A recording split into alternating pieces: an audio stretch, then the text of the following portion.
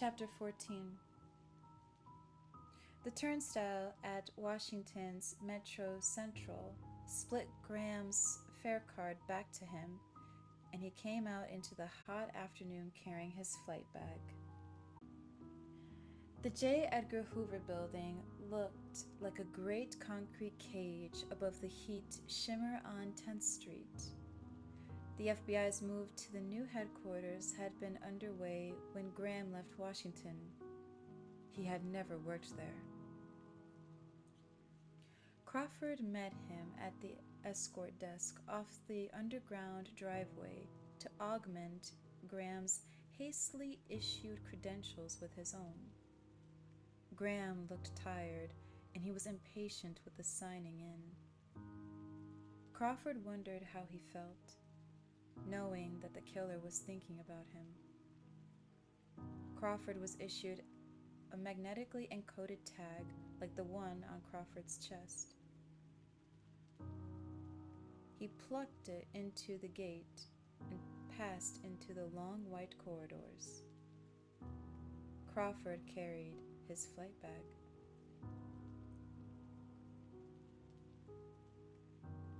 I forgot to tell Sarah to send you a car. Probably quicker this way. Did you get the note back to Lecter all right? Yeah, Crawford said. I just got back. We poured out water on the hall floor, faked a broken pipe in an electrical shop. We had Simmons. He's the assistant SAC at Baltimore now, and we had him mopping when Lecter was brought back to his cell. Simmons thinks he bought it.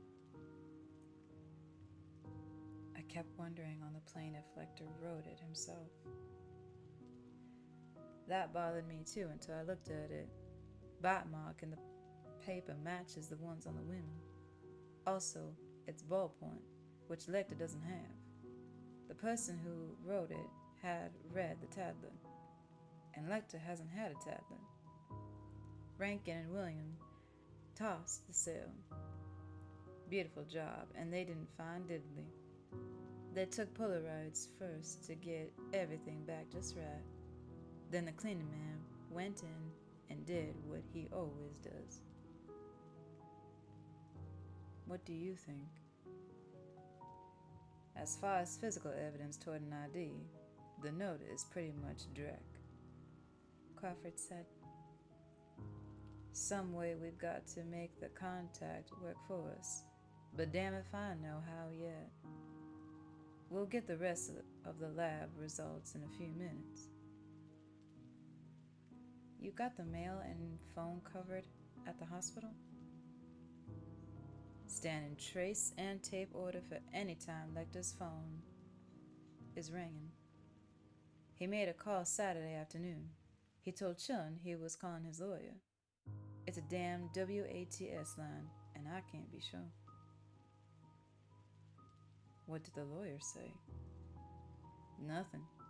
We got at least a line to the hospital switchboard for Lecter's convenience in the future, so that won't get us back again.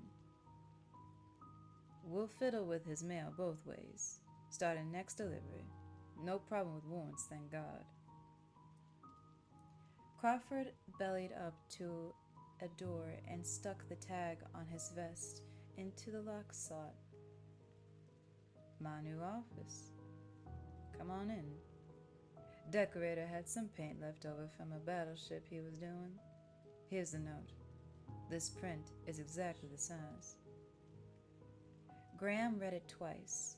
Seeing the spidery lines spell his name started a high note ringing in his head. The library confirms the Tattler is the only paper that carried a story about Lecter and you, Crawford said, fixing himself an Alka-Seltzer. Want one of these things? Good for you. It was published Monday night a week ago. It was on the stands Tuesday nationwide, some areas not till Wednesday, Alaska and Maine and some places. The Tooth Fairy got one. Couldn't have done it before Tuesday. He reads it, writes to Lecter. Rankin and Willingham are still stifling the hospital trash for the envelope. Bad job. They don't separate the papers from the diapers at Chesapeake.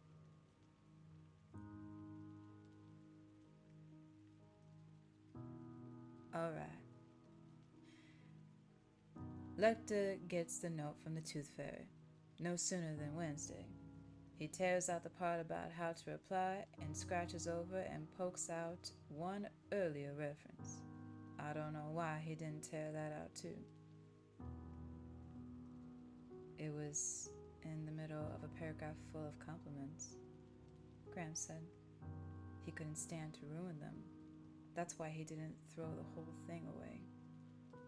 He rubbed his temples with his knuckles. Bowman thinks Lecter will use the tablet to answer the Tooth Fairy. He says that's probably the setup. You think he'd answer this thing? Sure. He's a great correspondent. Pen pals all over.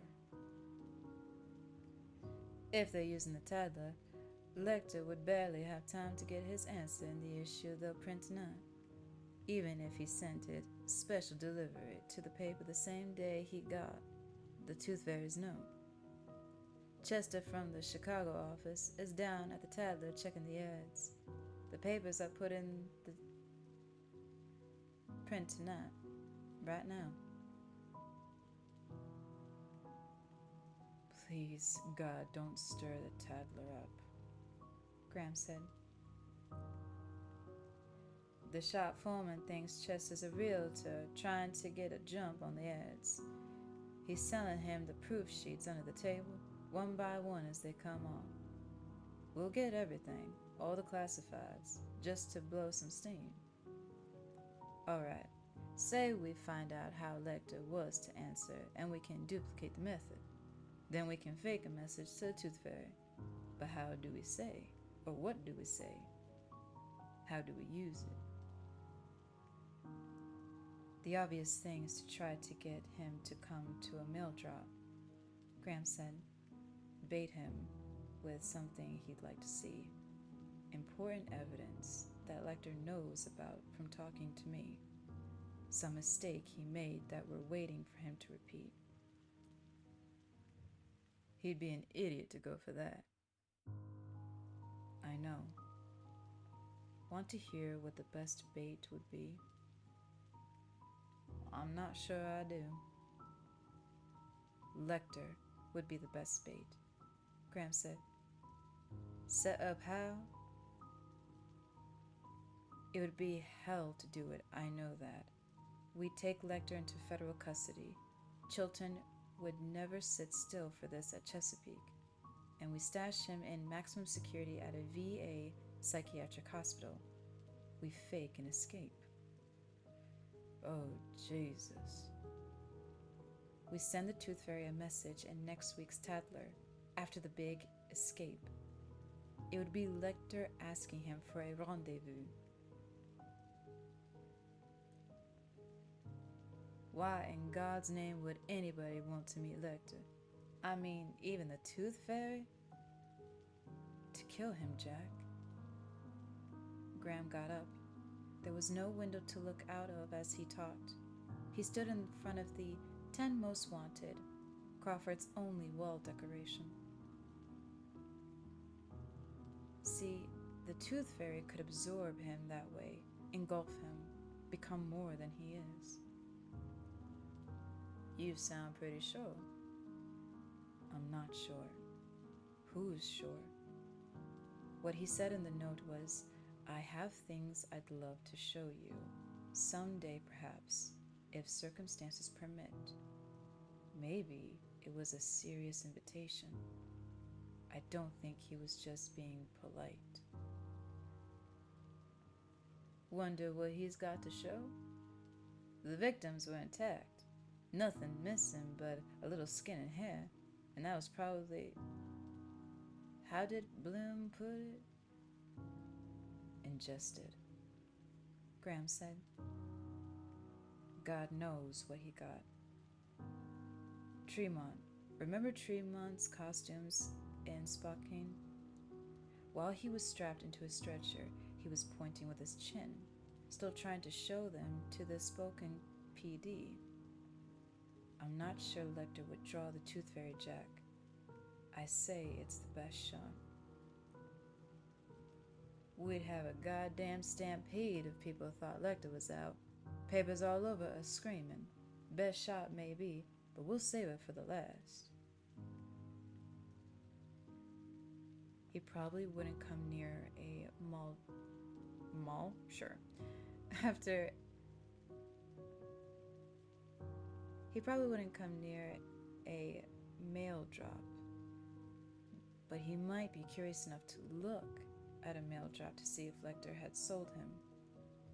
If he could do it from a distance, we could pick a drop that could be watched from only a few places a long way off and stake out the observation points. It sounded weak to Graham even as he said it.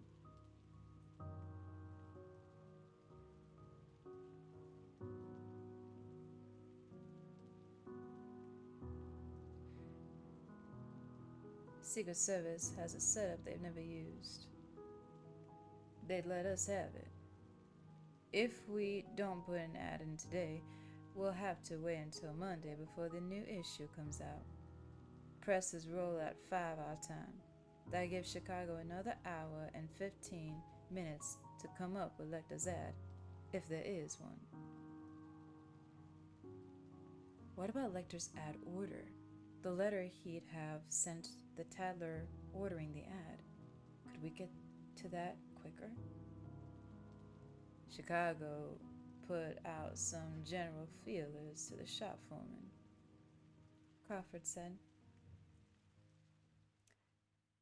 The mail stays in the classified advertising manager's office. They sell the names and return the addresses to mailing lists. Outfits that sell products for lonely people. Love charms, rooster pills, squawk dealers, meet beautiful Asian girls, personality courses, that sort of stuff. We might appeal to the ad manager's citizenship and all and get a look. Request him to be quiet, but I don't want to chance it and risk the Tattler slobbering all over us. It would take a warrant to go in there and bogart the mail. I'm thinking about it.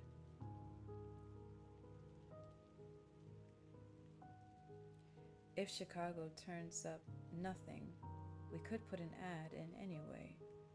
If we're wrong about the Tattler, we'd lose anything and nothing, Graham said.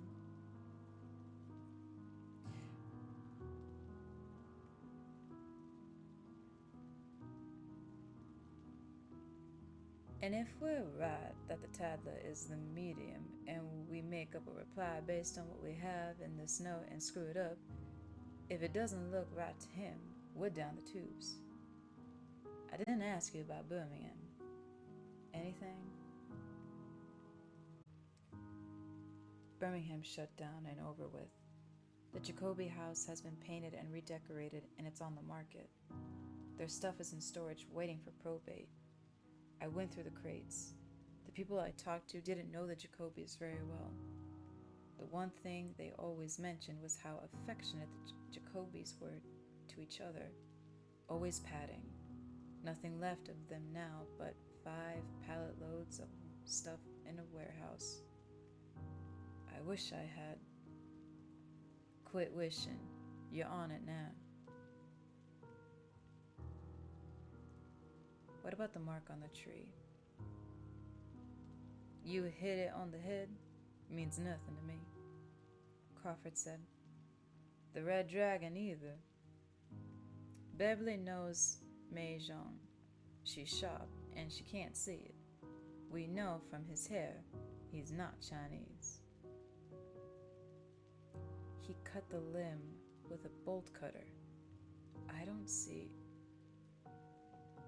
Crawford's telephone rang.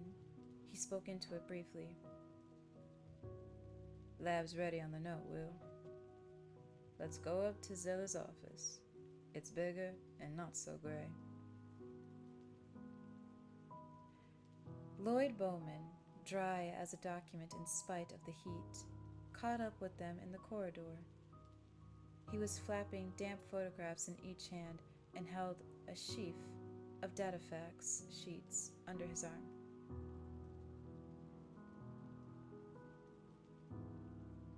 Jack, I have to be in court in 4:15, he said as he flapped ahead.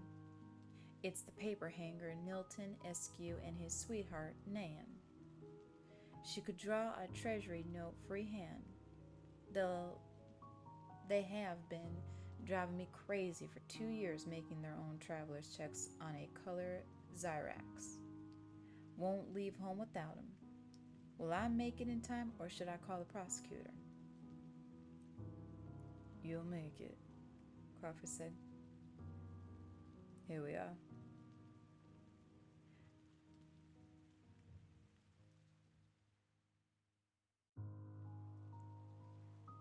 Beverly Katz smiled at Graham from the couch in Zeller's office, making up for the scowl of Price beside her.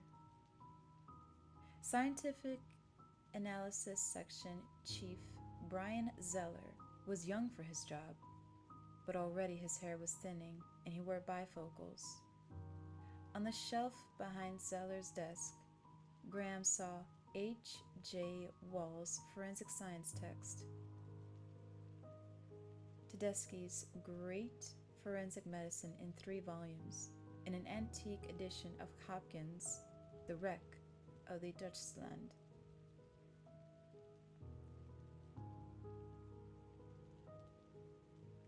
Well, we met once at GWU, I think, he said. Do you know everybody? Fine. Crawford leaned against the corner of Zeller's desk, his arms folded. Anybody got a blockbuster? Okay. Does anything you found indicate the note did not come from the Tooth Fairy? No, Bowman said. I talked to Chicago a few minutes ago to give them some numerals I picked up from an impression on the back of the note. 666. I'll show you when we get to it. Chicago has 200 personal ads so far. He handed Graham a sheaf of datafax copies. I've read them, and they're all the usual stuff. Marriage offers, appeals to runaways. I'm not sure how we'd recognize the ad if it's there.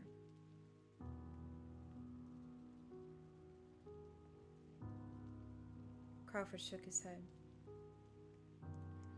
I don't know either. Let's break down the physical. Now, Jimmy Price did everything we could do, and there's no print. What about you, Bev? I got one whisker. Scale count and core size match samples from Hannibal Lecter. So does the color. The color's markedly different from samples taken in Birmingham and Atlanta. 3 blue grains and some dark flecks went to Brian's end. She raised her eyebrows at Brian Zeller. The grains were commercial and graded cleaner from chlorine, he said. It must have come off the cleaning man's hands. There were several very minute particles of dried blood. It definitely was blood, but there's not enough to type. The tears at the end of the pieces wandered off the periphrasions. Beverly Katz continued. If we found the roll in somebody's possession and he hasn't torn it yet again, we can get a definite match. I recommend issuing an advisory now, so the arresting officers will be sure to search for the role. Crawford nodded. Bowman? Sharon from my office went after the paper and got samples to match. It's toilet issue for marine heads and motorhomes. The texture matches brand name �々𝘬𝘬𝘬, manufactured in Minneapolis. It was nationwide distribution. Bowman set up his photographs on an easel near the windows. His voice was pleasantly deep for his slight stature, and his bow tie moved slightly when he talked. On the handwriting itself, this is a right-handed person using his left hand and printing in a deliberate block pattern. You can see the unsteadiness in the strokes and varying letter sizes. The proportions make me think our man has a touch of uncorrected astigmatism. The inks on both pieces of the note look like the same standard ballpoint royal blue and natural light, but a slight difference appears under colored filters. He used 2 pens, changing somewhere in the second section that is missing of the note. You can see where the first one began to skip. The first pen is not used frequently. See the blob it starts with? It might have been stored point down and uncapped in a pencil jar or canister, which suggests a desk situation. Also, the surface the paper lay on was soft enough to be a bloater. A bloater might retain impressions if you find it. I want to add the bloater to Beverly's advisory. Bowman flipped to a photograph of the back of the note. The extreme enlargement made the paper look fuzzy. It was grooved with shadowed impressions. He folded the note to write the bottom part, including what was later torn out. In this enlargement of the backside, oblique light reveals a few impressions. We can make out 666 and maybe that's where he had pen trouble and had to bear down and overwrite. I didn't spot it until I had this high contrast print. There's no 666 in any ads so far. The sentence structure is orderly, and there's no rambling. The fold suggests it was delivered in a standard letter-size envelope. These 2 dark places are printing ink smudges. The note was probably folded inside some innocuous printed matter in the envelope. That's about it, Bowman said. Unless you have questions, Jack, I'd better go to the courthouse. I'll check in after I testify. Sink 'em deep, Crawford said. Graham studied the toddler's personals column. Attractive queen-sized lady, young, 52, seeks Christian Leo, non-smoker, between 40 and 70. No children, please. Artificial limb welcomed. No phonies. Send photo first, then letter.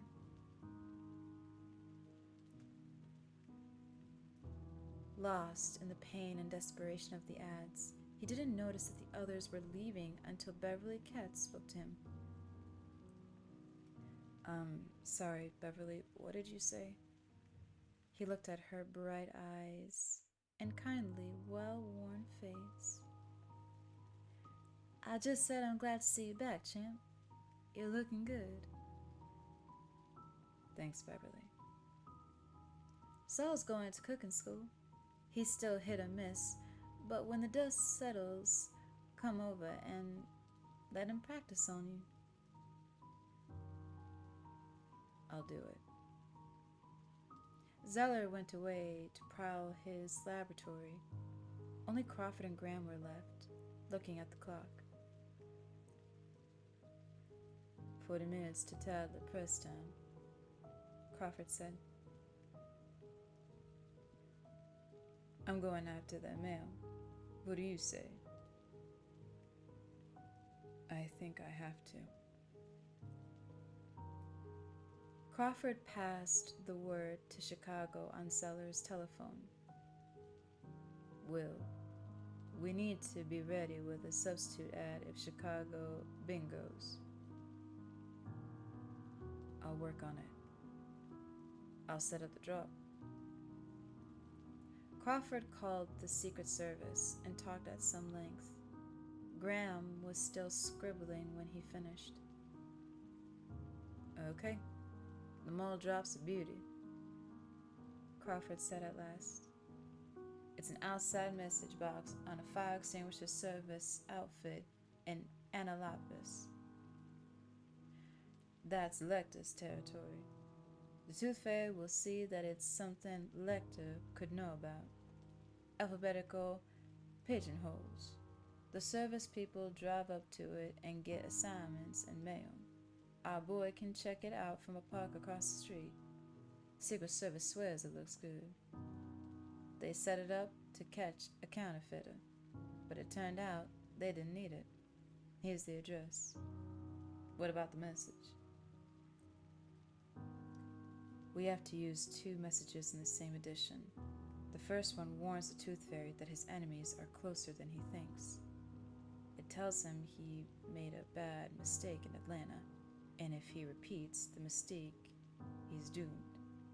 It tells him Lecter has mailed, quote-unquote, secret information I showed Lecter about what we're doing, how close we are, the leads we have. It directs the Tooth Fairy to a second message that begins with, quote-unquote, your signature.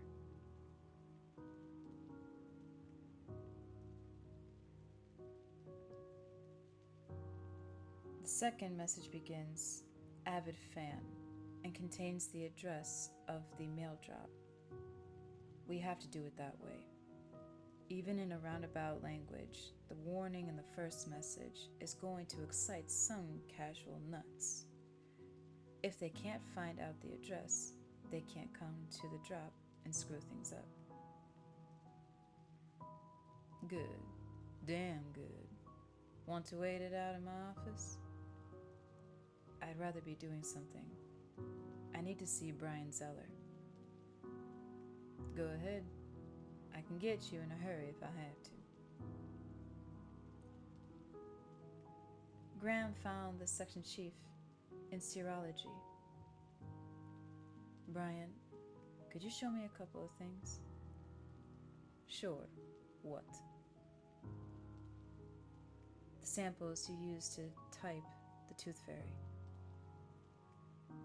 Zeller looked at Graham through the close-range section of his bifocals. Was there something in the report you didn't understand? No. Was something unclear? No. Something incomplete. Zeller mouthed the word as if it had an unpleasant taste. Your report was fine. Couldn't ask for better. I just want to hold the evidence in my hand. Ah, certainly. We can do that. Zeller believed that all fieldmen retained the superstitions of the hunt. He was glad to humor Graham. It's all together down at the end.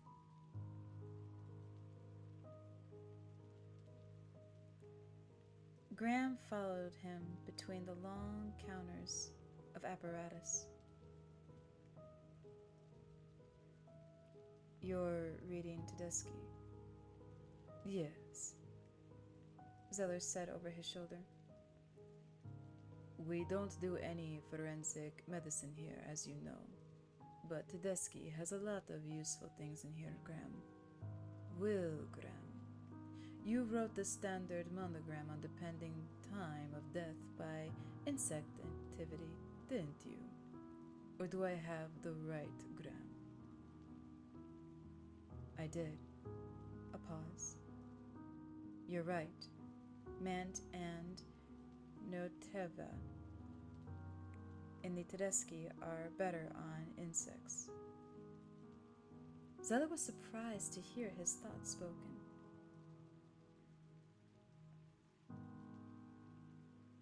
Well, it does have more pictures in a table of invasion waves. No offense. Of course not. They're better. I told them so. Zeller gathered vials and slides from a cabinet and a refrigerator and set them on the laboratory counter. If you need anything, ask me. I'll be where you found me. The stage light on this microscope is on the side here.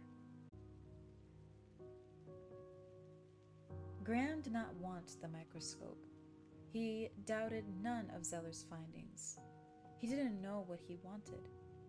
He raised the vials and slides to the light, and a glassine envelope with 2 blonde hairs found in Birmingham. A second envelope held 3 hairs found on Mrs. Leeds. There was split hair and spit and semen on the table in front of Graham, an empty air where he tried to see an image, a face, something to replace the shapeless dread he carried. A woman's voice came from a speaker in the ceiling. Will Graham? To Special Agent Crawford's office. On red, Will Graham?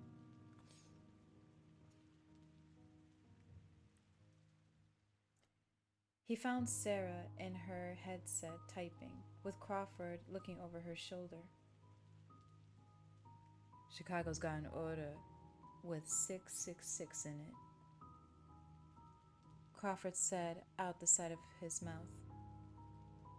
They're dictating it to Sarah now. They said part of it looks like a code. The lines were climbing out of Sarah's typewriter. Dear Pilgrim, you honor me. That's it. That's it, Graham said. Lecter called him a pilgrim when he was talking to me. You're very beautiful. Crust, Crawford said.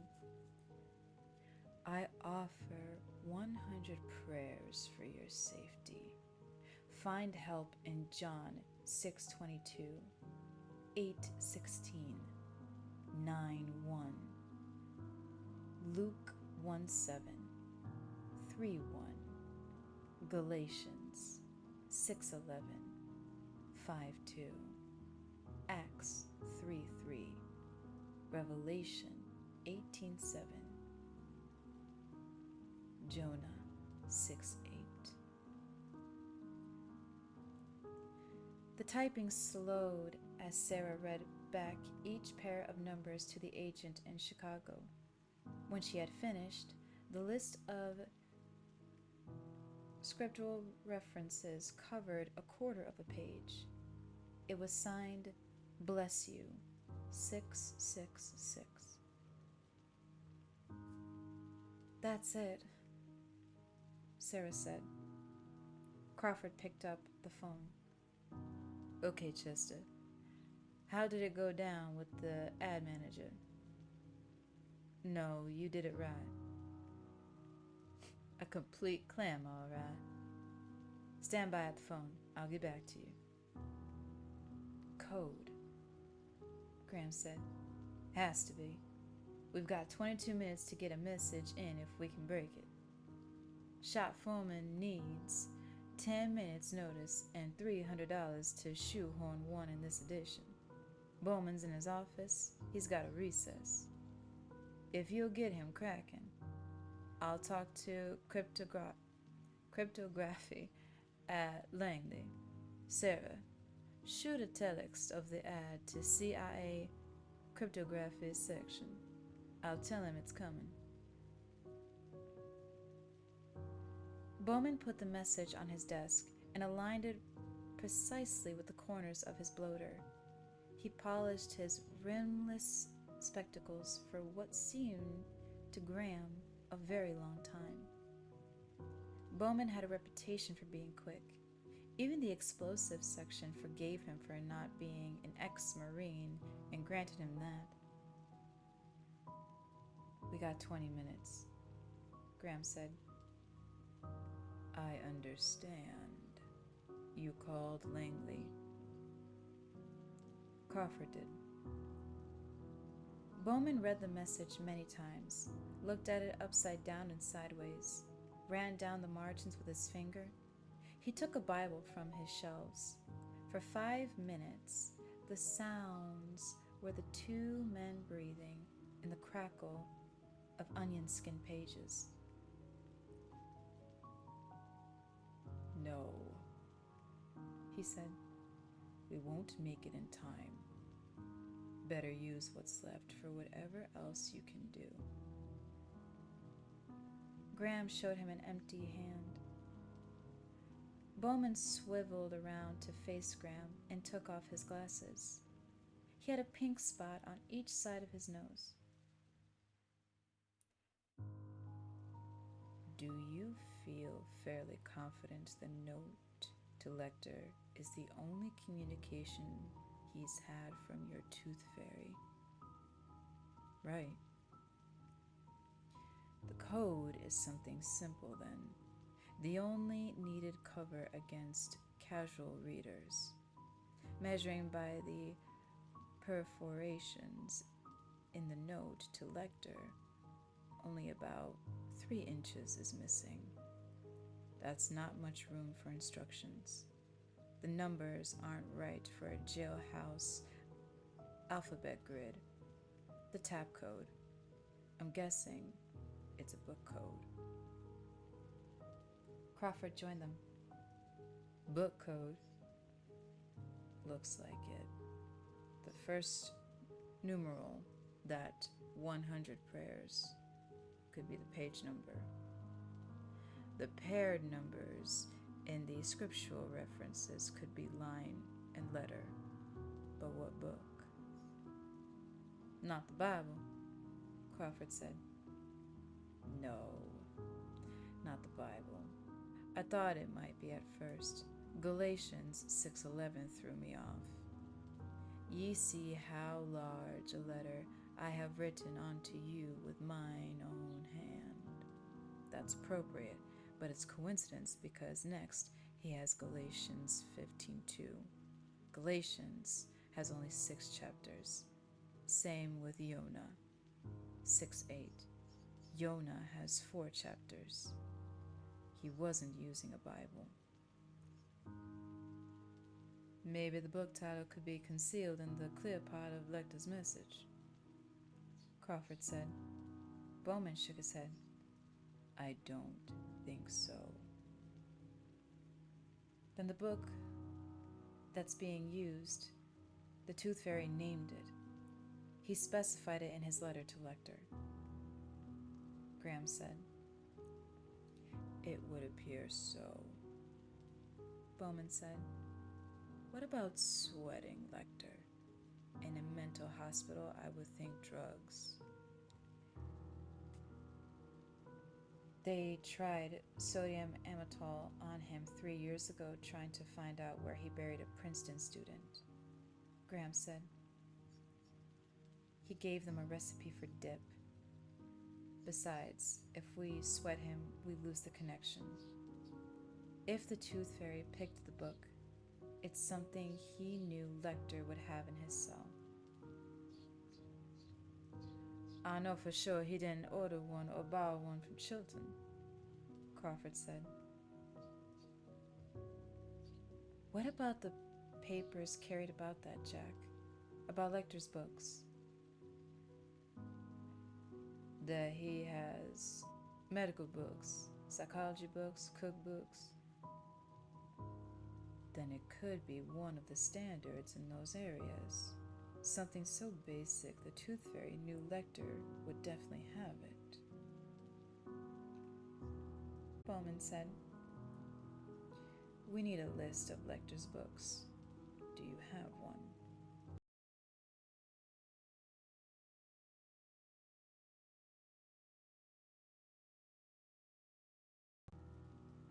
No. Graham stared at his shoes. I could get Chilton. Wait.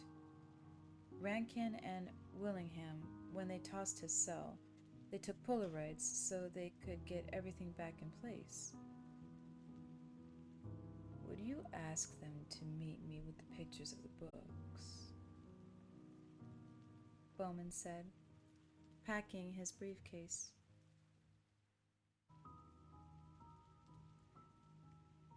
Where? The Library of Congress. Crawford checked with the CIA cryptography section one last time. The computer at Langley was trying consistent and progressive number-letter substitutions in a staggering variety of alphabet grids. No progress. The cryptographer agreed with Bowman that it was probably a book code. Crawford looked at his watch.